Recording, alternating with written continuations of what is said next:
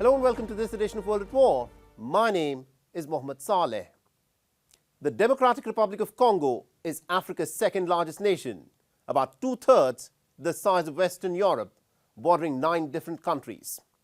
In its mineral-rich east, more than 120 rebel groups have been fighting with the Congolese forces for power, land and valuable mineral resources, estimated to be worth a staggering $24 trillion American dollars.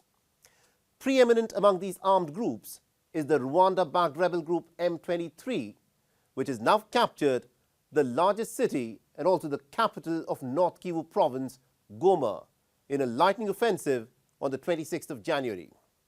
On Thursday, the rebel leader Corneille Nangaa, the head of the coalition including the M23 rebels, vowed to continue what he described as the March of Liberation all the way to the Congolese capital Kinshasa.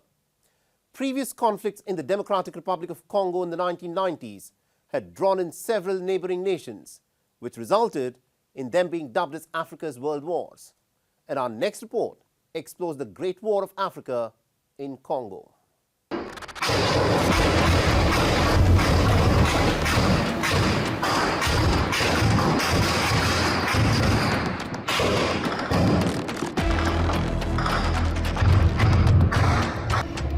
The decades-long bloody conflict in the Eastern Democratic Republic of Congo took a dramatic turn on Sunday.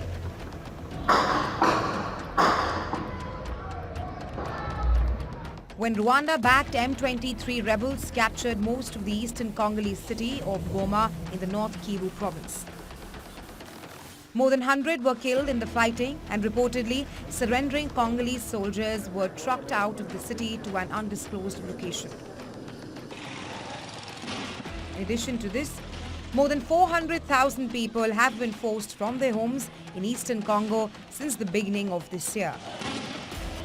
On Wednesday, Congo's President Felix Tshisekedi tried to put up a brave front, claiming that his military was undertaking a vigorous response against the rebels. Face à cette situation, in the face of this situation, let me reassure you that a vigorous, coordinated response against these terrorists and their sponsors is underway. Our valiant armed forces of the Democratic Republic of Congo, symbols of courage and patriotism, are fully mobilized, ready to defend every inch of our territory. sont pleinement mobilisés. Condemning the inaction of the international community in the face of the intensifying conflict in the east, Congo's president further warned of the risk of regional escalation. The day after, the city of Goma woke up to a new abnormal hiding from bandits and counting the dead. As traffic limped back to normal, Goma's alleys were strewn with rubble from the mortar and artillery fire. An eerie calm enveloped the city without power or internet access, while supplies of critical medicines were running dangerously low. Even running water was in short supply, forcing people to jump into Lake Kivu in an act of desperation to collect water themselves. Given the air of uncertainty, residents of Goma were fearful of what was in store for them in the days ahead. The fear is still there. We are very afraid. The situation is still not stable. We don't know yet who controls the town or what is being said at the meeting of the new leaders. No radio is broadcasting at the moment. It's impossible to get any information. We are like a boat without a captain. Hours after Congo's president called for a massive military mobilization to resist the rebellion, the rebel leader Corneille Nangaa threatened to continue their offensive to the far-off capital Kinshasa, more than 2,600 kilometers away. Our objective is Congo. We are fighting for Congo. We are not fighting for mineral. We are not fighting for anything. And what you say, Balkanization, is not a word that deserves to be noted in our struggle. Our struggle is, we are struggling today for 3 main reasons. The first reason is just that there is not a state in DRC. Tshisekedi regime has destroyed the army, has destroyed the national police, he has destroyed the administration, and above all, he has destroyed justice. No investor can come in Congo. Last year, the United Nations experts had said that Rwanda had between 3,000 and 4,000 troops operating alongside the M23 in eastern DR Congo. M23, or the March 23 movement, is a largely Tutsi rebel group linked with the neighboring Rwanda. Kigali is accused of seeking to profit from the region's reserves of minerals, such as gold and coltan, which is used to make batteries for mobile phones and electric vehicles. Refuting these allegations, Kigali has said that its primary interest is to eradicate fighters linked to the 1994 Rwandan genocide. M23 rebels are now moving south, with fighting now concentrated some 30 kilometers from the city of Kavumu in the South Kivu province. Home to a strategic military airfield, Kavumu is where the Congolese army has laid down its defensive line, just 40 kilometers north of South Kivu's provincial capital, Bukavu, which is the second biggest city in eastern Congo after Goma. On Friday, long lines of volunteers queuing to join a Congolese militia that has been fighting alongside the army was witnessed. The question is, can the ill-equipped and poorly paid Congolese forces, allied with a ragtag bunch of militia, halt the fast-moving offensive of M23 rebels?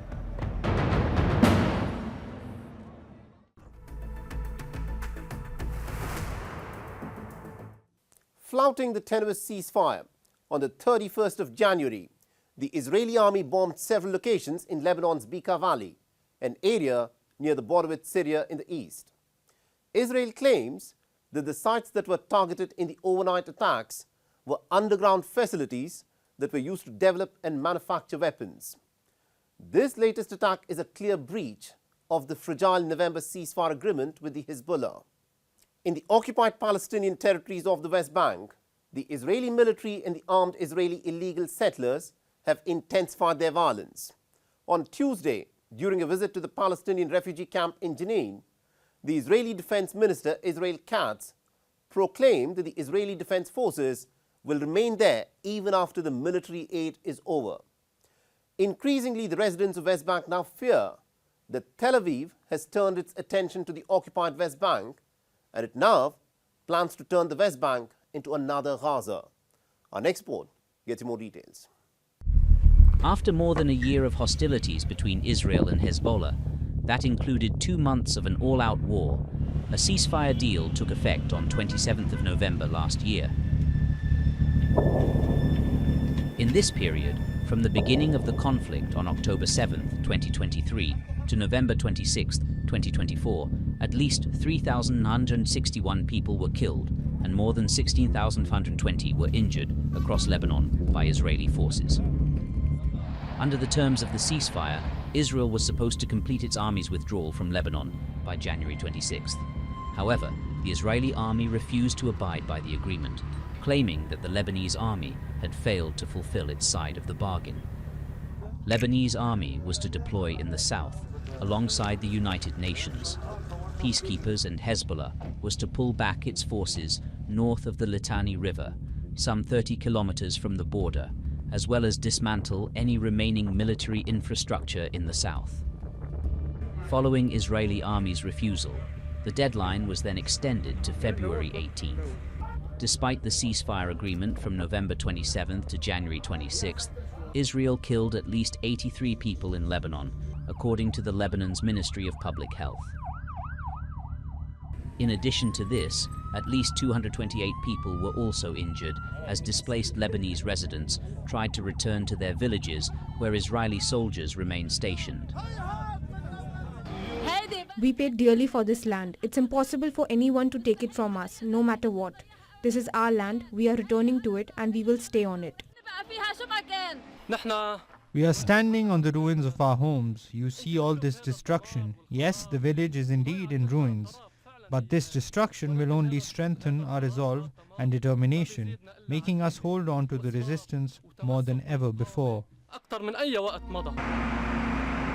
marking the latest escalation in its intensifying crackdown in occupied West Bank.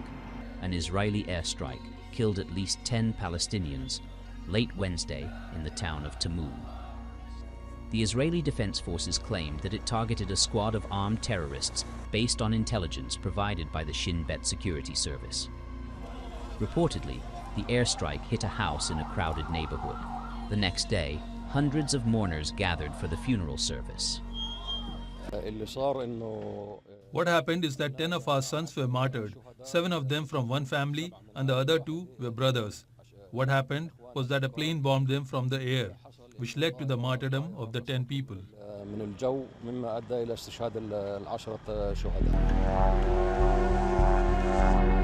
On 21st of January, barely 2 days after the Israel-Hamas ceasefire came into effect, Israeli Prime Minister Benjamin Netanyahu had announced the start of a large-scale operation dubbed Iron Wall to defeat terrorism in occupied West Bank. Since then, at least 16 Palestinians have been killed by Israeli forces and dozens more wounded in the Jenin area. Another 14 Palestinians have been killed elsewhere in the northern West Bank over the same period, according to the Palestinian Health Ministry. In addition to this, more than 20,000 Palestinians have fled their homes, many of which have been bulldozed, and roads have been dug up by the Israeli bulldozers. A day after Netanyahu's announcement, United Nations Secretary-General Antonio Guterres, at the 55th annual meeting of the World Economic Forum in Davos, had warned of a risk that Israel could annex West Bank and keep Gaza in a state of limbo. And the other possibilities for Israel, feeling emboldened by the military successes that it has had, to think that this is the moment to do the annexation of the West Bank and to keep the Gaza in a kind of a limbo situation with an unclear form of governance. It is clear for me that Israel is not fundamentally interested in Gaza, it's fundamentally interested in the West Bank. Palestinians are of the opinion that the extensive military operations by the Israeli forces in the occupied West Bank will only deepen the resentment for Israel and prolong the chain of unfortunate misery and bloodshed. Hamas has already urged the Palestinians in the West Bank to resist the occupation, Israeli soldiers and settler militias. Since Israel occupied the West Bank in the 1967 Middle East War, it has built about 160 settlements housing some 700,000 Jews. Though these settlements are considered illegal under international law, Israel disputes this. Evidently, the focus of Israel has switched from the ongoing, albeit fragile, ceasefire in Gaza to the occupied West Bank. The question is the occupied territory of West Bank being Gazified as part of a strategy towards annexation?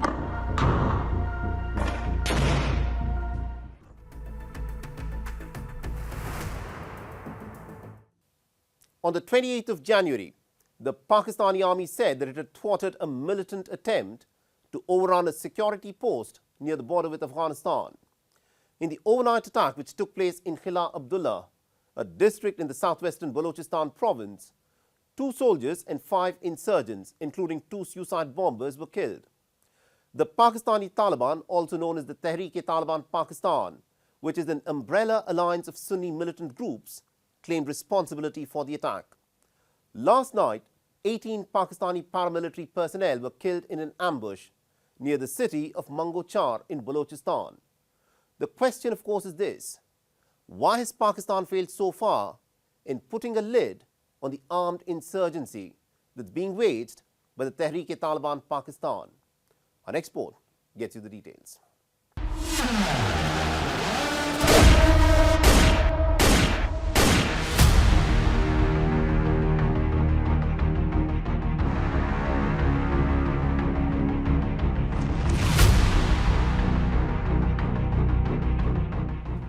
A fort for paramilitary troops of the Frontier Corps in Khila Abdullah district was attacked by a bunch of Tehreek-e-Taliban Pakistan militants, ostensibly in an attempt to enter the security post. Bullet holes and blood stains which marked the site of the attack narrated the tale of a foiled attempt. Once the attempt by insurgents to enter the post was foiled, the attackers rammed an explosive-laden vehicle into a perimeter wall.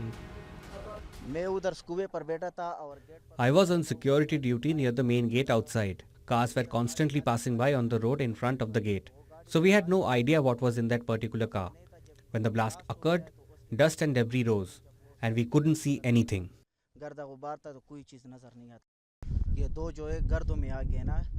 Two terrorists took advantage of the dust and debris to sneak in. Our sniper was positioned at the upper checkpost ahead. I alerted him, shouting that the terrorists were approaching from above. He responded with Allahu Akbar and took them down.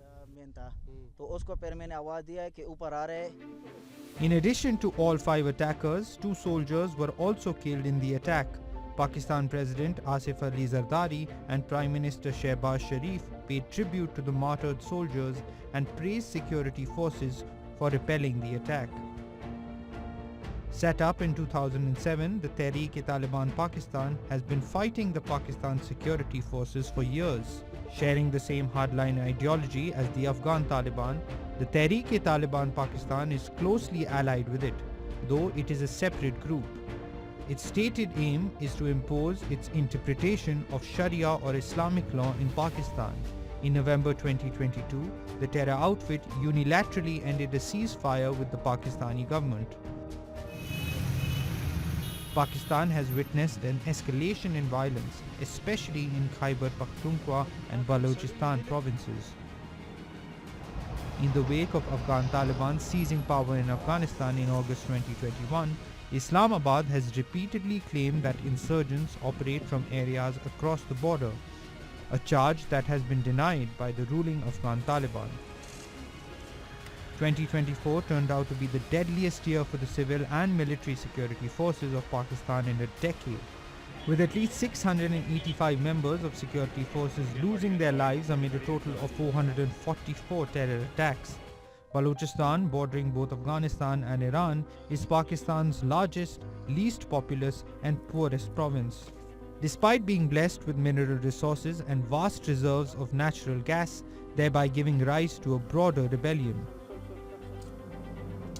The decades-old rebel movement of the separatist ethnic Baloch groups blames the Pakistani government of neglecting its residents and unfair distribution of resources. Balochistan remains one of the biggest pressure points for Islamabad, with Tehreek-e-Taliban Pakistan being the most active militant group which regularly targets security forces. At a time when Pakistan is besieged with political and economic crises, a worsening security situation does not bode well for the embattled nation.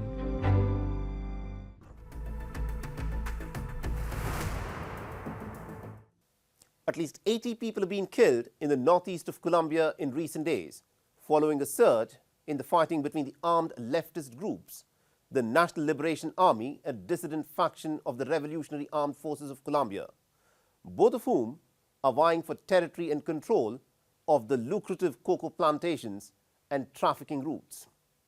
The violence, the epicenter of which is in the northeastern Catatumbo region, has forced more than 30,000 people to flee from their homes. In a bid to reassert state control amidst the violence, the Colombian government has declared a state of emergency in Catatumbo region and has deployed more than 5,000 troops.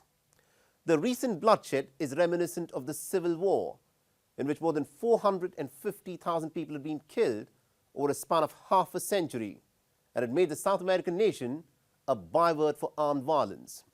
Our next report gets you the details.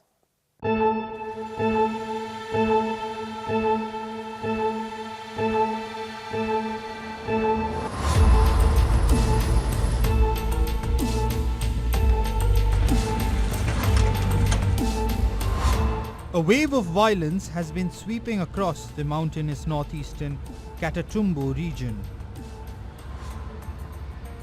a hotspot for cocaine production and trafficking near the border with Venezuela.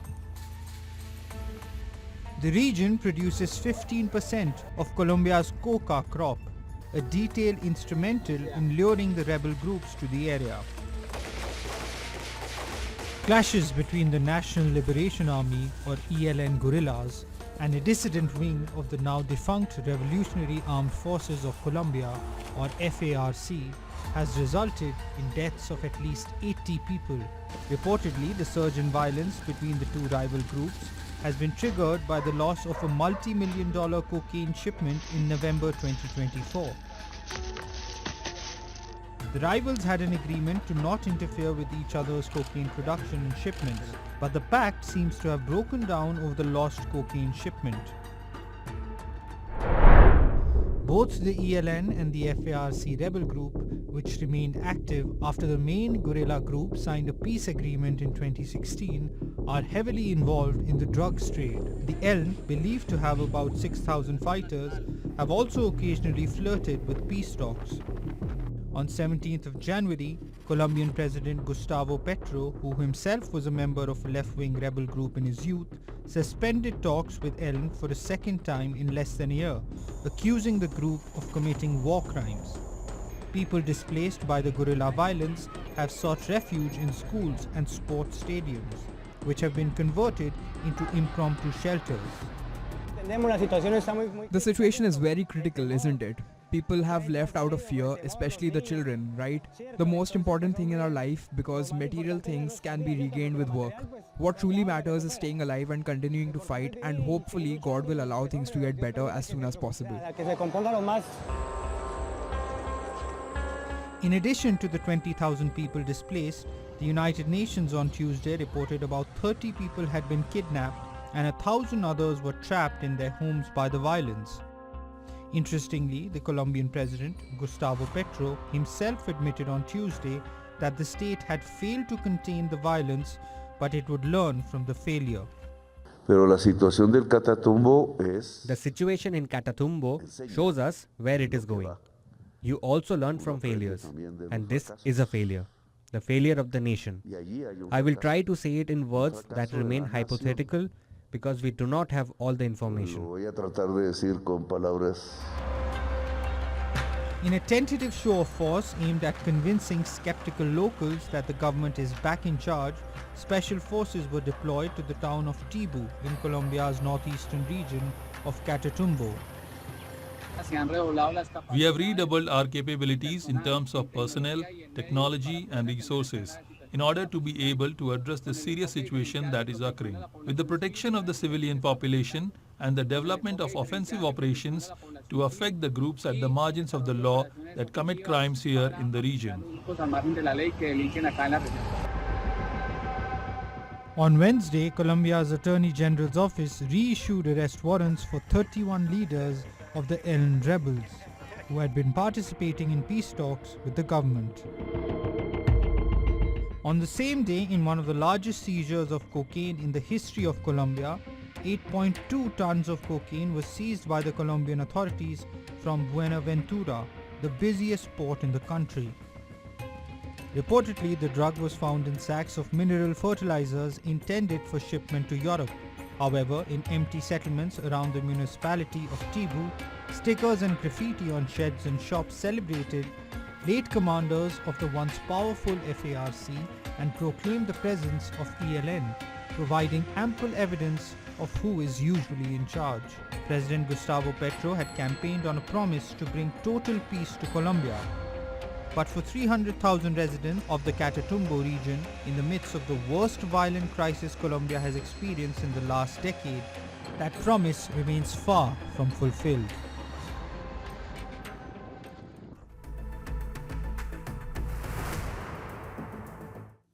And with that's a wrap on this edition of World at War. If you want to reach out to me with any comments, feedback or suggestions, please feel free to do so on the ID that you're seeing on your screens. I'm your host Mohammed Saleh, and I'll see you again next week.